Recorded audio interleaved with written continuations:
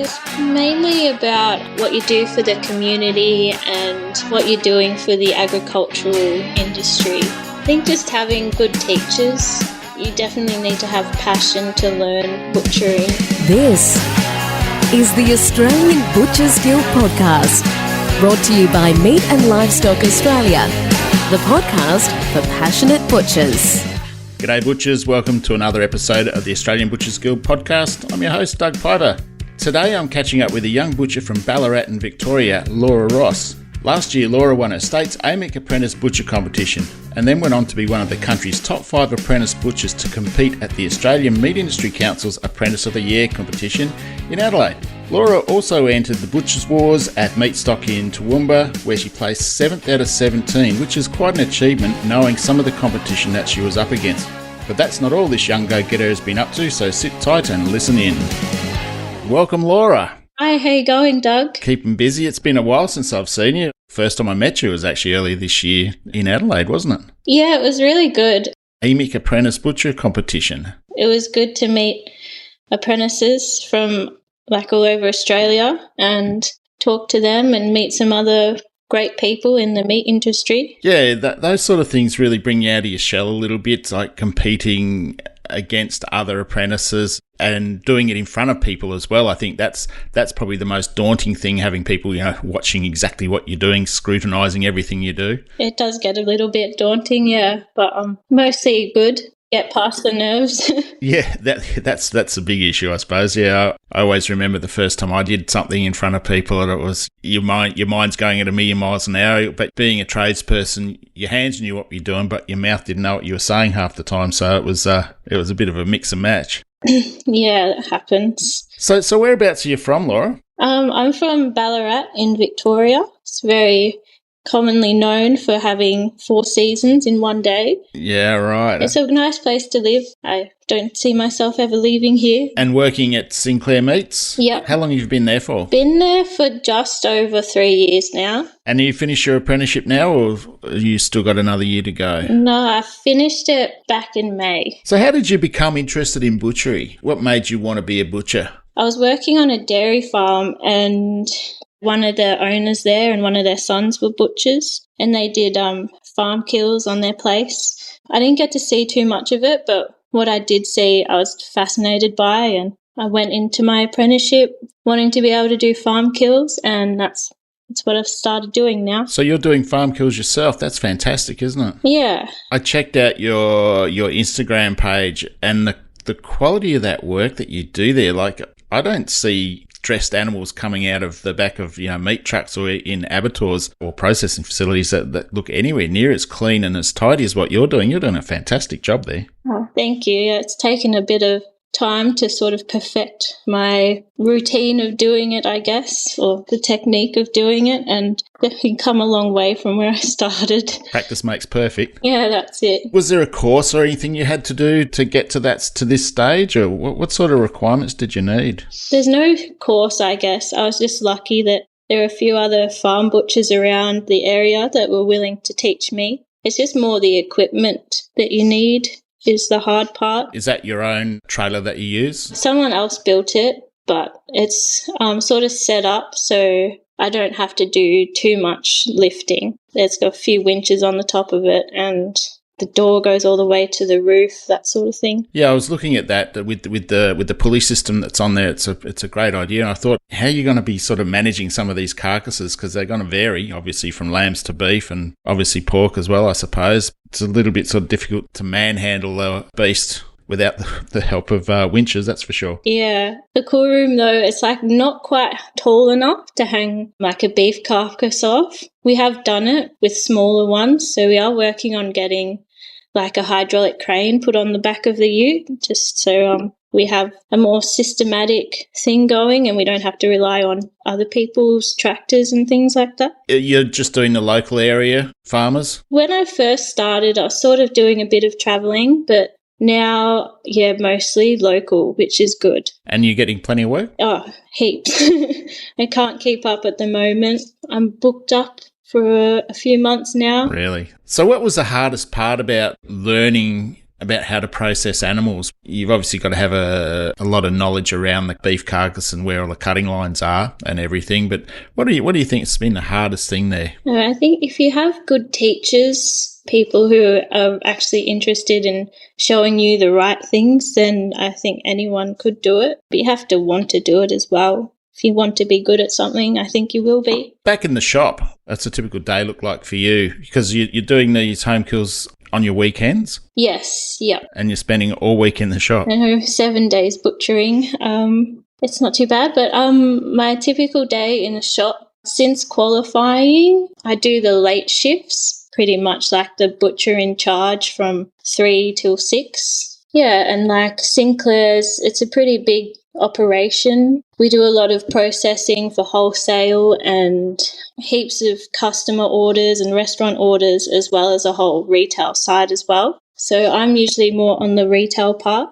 And recently I found myself sort of teaching the other apprentices, which has been good. What's the best part about your job? What do you really like about it? I like when you've helped a customer and you know they've walked away happy because you've been able to figure out what they've wanted from just a very brief sort of description. I think they really like seeing you put a lot of effort into what they're going to buy. Yeah, so having a little bit of cooking knowledge there and being able to help them, tell them how to cook the meal, obviously is a big plus these days. Yeah, definitely. Do you do much value adding in the shop, or is it pretty much just very traditional business? We do a little bit, not a great deal. We get a bit stretched for time. We have a new butcher who's come in who does a lot of value-adding stuff, and it's really good to see and learn some different things off him as well. So you get some ideas for next year's competitions, or? Potentially. Yeah. Yeah. I see that you competed at Meat Stock. So how did that go for you? It was good. Meeting some of like the greats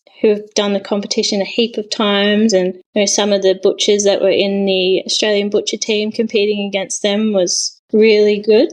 A couple of them did a bit of like a masterclass thing early on the Sunday morning. They were all really nice, helpful. Yeah, that's a great idea to give you a little bit of an insight into what you're going to be up against during the day, because I've been to a few of them, and just walking in green would be a little bit daunting, especially if you're underprepared. So it sort of would have given you a little bit of an opportunity to get your head around what's going to happen, how it's going to run, and maybe do some last minute changes to what you're planning. Yeah. The heat too really impacted things because I had some stuff and it ended up like melting. So how did you go? I came 7th out of 17, which was pretty good considering 3 of like the top 4 were in the Australian butcher team. I was pretty proud to walk away with 7th. Yeah, well done with that. And like you said, especially some of the top guys there were in the World Butcher Challenge. So that's quite an achievement. It'd be, that's quite a feather in your cap there. Yeah. Who would be your top butcher out of the whole lot that were at the competition? Who would you rate? Oh, I know. I don't want to start any fights.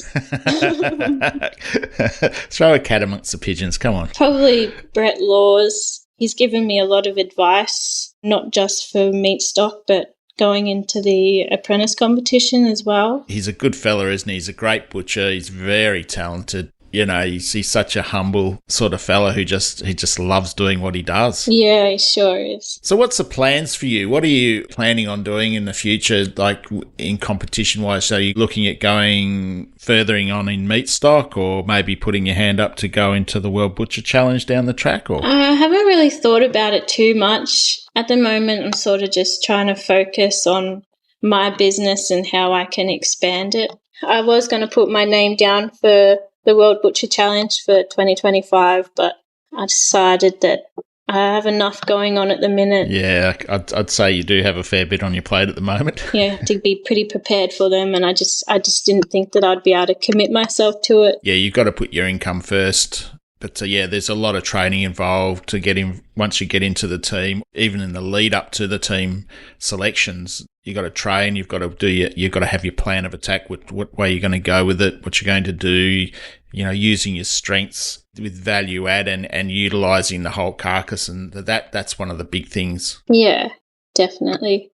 Going back to your home kill business, you're slaughtering the animals. dressing them, and then you're cutting them all up for your customers? Yeah, we do the whole process from start to finish. Does that include making all your sausages, mince and everything, I suppose? I'm doing mince. I'm trying to find sort of a decent enough mincer and sausage filler to do sausages. I'm working on it because the stuff I've got at the moment is just too small and it just takes a fair amount of time. Are you carrying your machinery with you, or do you just transport carcasses back to your processing facility? No, I carry all my equipment with me. The way I do farm kills, so like we dispatch the carcass on farm and it stays there. It's actually illegal to take it off farm. Oh, right, okay. Everything has to stay at the farm. Yeah, I have like a portable bench saw and a table I take around and a mincer and yeah. I suppose that should be right too. Leaving the animals on farm sort of opens up Pandora's box a bit with some people, doing the wrong thing. Yeah, I would like to have a processing facility, but there's a lot involved with that and getting licenses and things. Would you recommend that to some, I know that I don't want to take business off of you, but for other young butchers or any butcher out there in particular thinking of doing a bit of a change in scenery, would you say that it's a good profitable sort of job to do, or obviously a lot of hard work? Yeah, I definitely recommend it. I find it a lot better than working in the shop. It's less stressful. The environment's always different. You're not looking at the same cabinet every day. You get nice views sometimes. In ways of profit, I think the initial setup is quite expensive, but depending on what you're charging, there's money to be made. What sort of licenses do you need to do this? Is there any particular ones? What I'm doing, I don't need any licenses. I just offer a service. If you went into like more moving around and getting your own process sort of facility, you obviously need to get your accreditations and prime safe licenses and things like that. So was there anything in particular that you found helpful to develop your skills? I think just having good teachers. You definitely need to have passion to learn butchering. You have to be passionate about it. Any advice that you've got for other women who want to pursue a career in butchery? I guess not just women. There's also I started my apprenticeship at 24, so it's never too late to change your career, and I think you just got to have a go. Whatever challenges you might face, just do your best to overcome them. We've seen a lot of women all ages come into the trade, in particular over the last 10 years, and they always bring a lot to the table because they've got a bit of cooking knowledge. They know how to speak to people straight off the bat, like especially other women, like women customers. So quite a valuable asset to any business, I think. We've seen, like I said, we've seen some great ones, and a couple of them have, like yourself, have gone on to compete in some of the TAFE, or they've done really well in their TAFE course. Not so much competing, but when they've completed their TAFE, they've often taken out the top Apprentice of the Year award at the training facilities they've been at. Yeah. You definitely are seeing more women come into the industry. It's really good to see. I think they offer a little bit more finesse than some of the guys. Like some guys can be a bit rough and girls can get that sort of more particular and make stuff pretty, I suppose. You can always tell when there's a lady in the shop because everything's in place. Yeah. Or try to keep things in place. Yeah, I can imagine that. When you're in a room full of boys, keeping things tidy can be hard sometimes. Yeah, true. What do you think's been the most memorable experience you've had? I think definitely winning the Apprentice of the Year competition for Victoria. What did you have to do for that? What was involved? A practical exam, which involved following instructions of breaking down half a lamb and half a pork saddle, and then we went on to a theory exam and then the mystery box. Do you have to display it, value add and display it, or is it just breaking it down into the primals? For the practical exam, it was displaying it as well and cutting chops and things like that.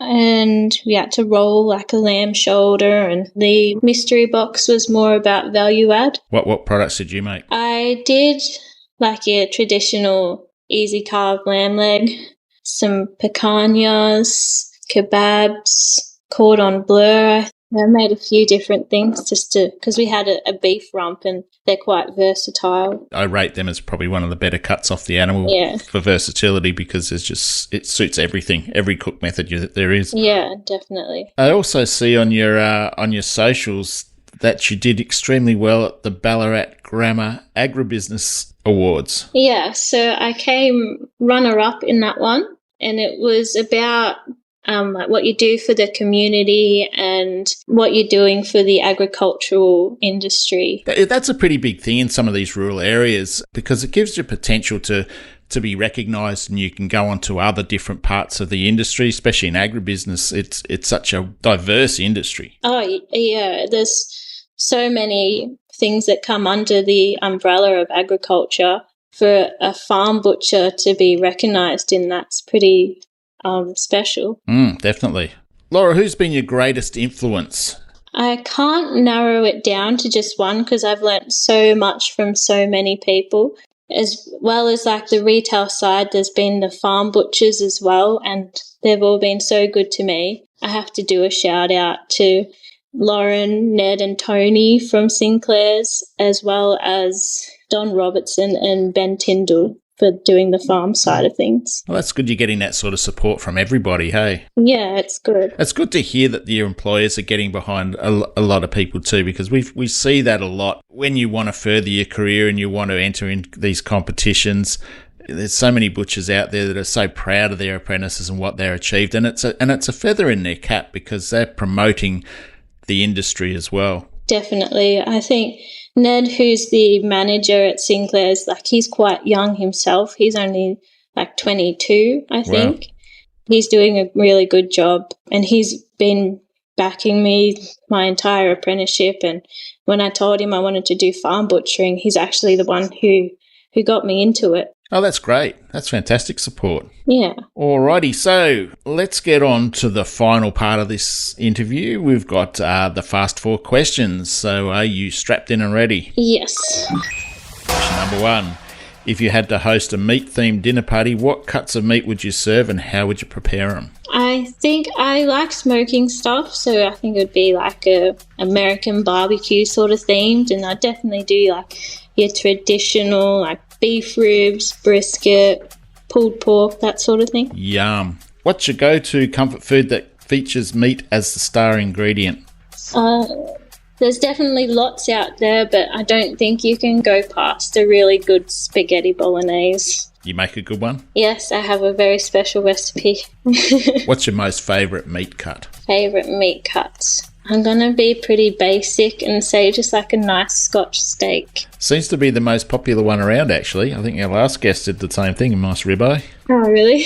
And what's the most unusual or exotic meat you've ever had to work with? I haven't really dealt with anything too exotic, just like your goats, and yeah, that's about it, really. Do you do many goats? So do you often get to harvest many goats? I've only done one so far, but there are a fair few people around with them. There's a few goat dairies around, and they usually do a few goats, so I'm excited to do them. I'm interested to see how much they differ from lamb in the way they like skin and stuff. All right then, Laura. Well, look, thank you very much for joining us today. It's been great talking to you again. Always love chatting with you, and wish you all the very best for the future with the home kill business. And let's keep in touch. Yeah, no worries. It was good to talk to you too. All right, mate. Thanks a lot. See ya.